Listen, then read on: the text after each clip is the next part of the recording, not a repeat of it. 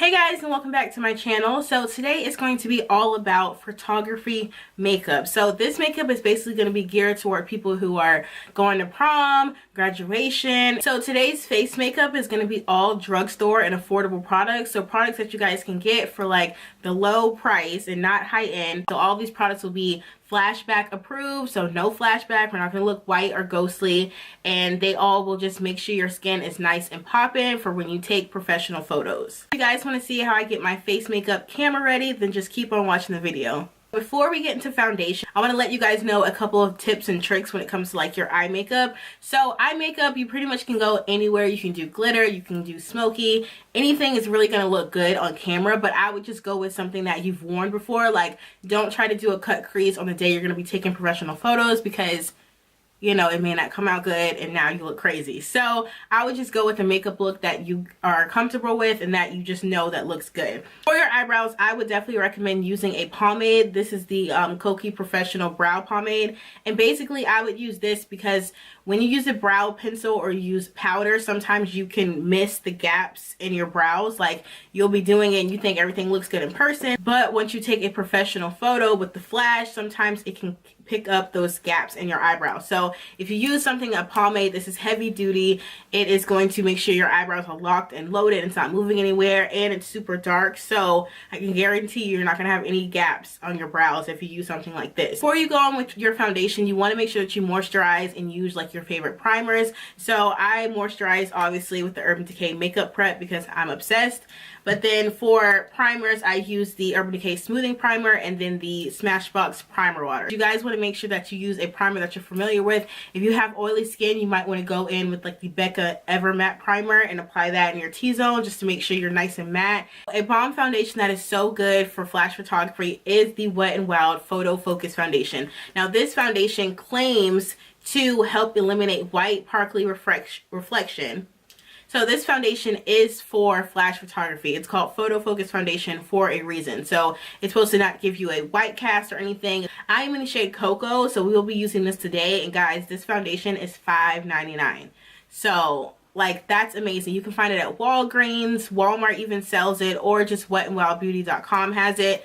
But it's really amazing, and I love the applicator on this. Like, it's like a little spatula and then you put it all over your face. This foundation is pretty full coverage, so I would just make sure, you know, don't use too much, girl. You're gonna have like cake face, but it's definitely full coverage. Oh God, I told you guys not to apply too much, and here I am. I applied way too much. It's okay though. So for concealer today, I'm going to be using the Wet n Wild Photo Focus Concealer and then the Kokie Professional Concealer as well. So this is the Photo Focus Wet n Wild Concealer that goes hand in hand with the foundation. This again is supposed to be no flashback. It's supposed to give you like an airbrushed finish so that you'll be ready to take professional photographs. And then the reason I'm mixing it in with this Kokie Professional Concealer is because this shade is lighter, and then also this is a lot more full coverage than this concealer. So I'm taking the Wet n Wild concealer and just applying this under my eyes. And then taking the Kokie Professional concealer and just applying it a little ways like over here.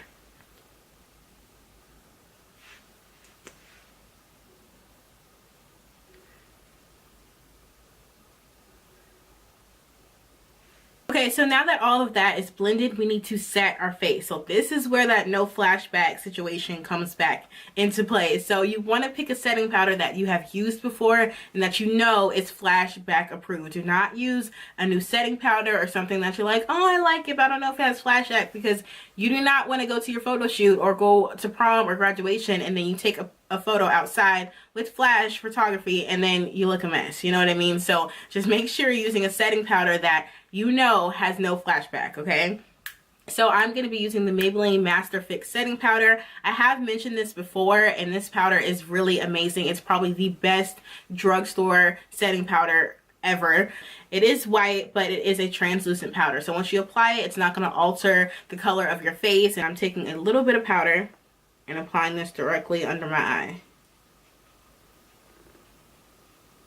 The reason you need to set your makeup is because you don't want to go outside like this and then your foundation and concealer is slipping and sliding all over the place. It's not a good look. So just make sure you always set your makeup, because it's always a necessary step. No matter if you use a little bit of powder or a lot of powder, you need to always set your makeup. Then I'm going to take a bigger brush and just tap right into this powder again and just lightly set the rest of my face.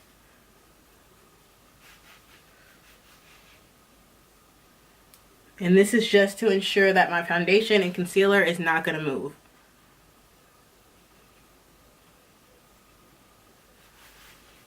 So then like if you feel your face, it should not be sticky anymore.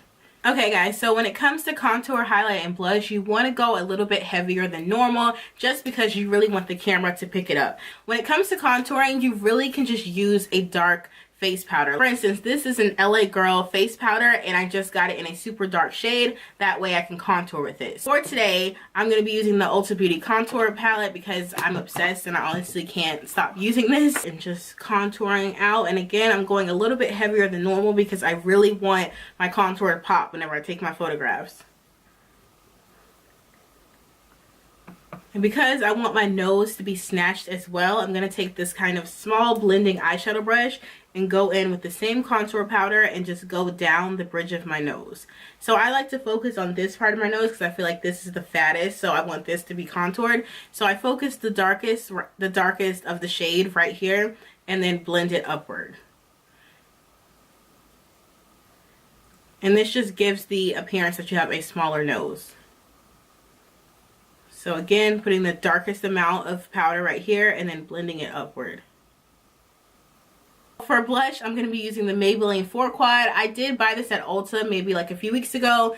Not a few weeks ago, it's been a minute. But this is like the best blush palette ever. I like the e.l.f. blush palettes. I actually have one right here. However, I do like the shades in this palette better. So because I really want my blush to show up on camera, I'm going to go in with the darkest shade. And I would just say with your blush, you don't want to go clown-like. Again, that is not the goal. But you do want to pick a blush that is kind of dark, that way that it really picks up on camera and you can just see the nice flush of color on your cheeks.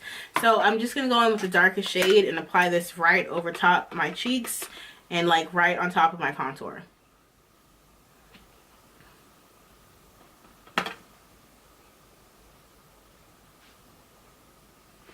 So in my opinion, the best highlighter in the drugstore is the Wet n Wild highlighters.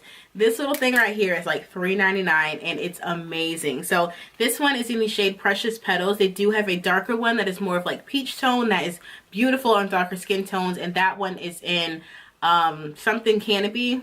Can't remember, but something Canopy, but it looks just like this, just a little bit darker. So I'm going to be highlighting on my cheekbones and then my nose and then like the top of my lip, but keeping my forehead and chin, not highlight this time. And that is because when you highlight your forehead and your chin and you go to take a picture, you just look greasy and oily. It's not a good look.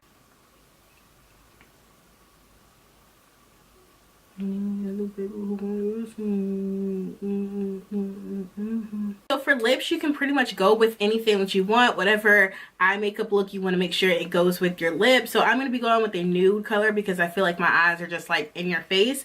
But really, there's no like secret or anything like that when it comes to flash photography and your lipstick. You can just apply what you want.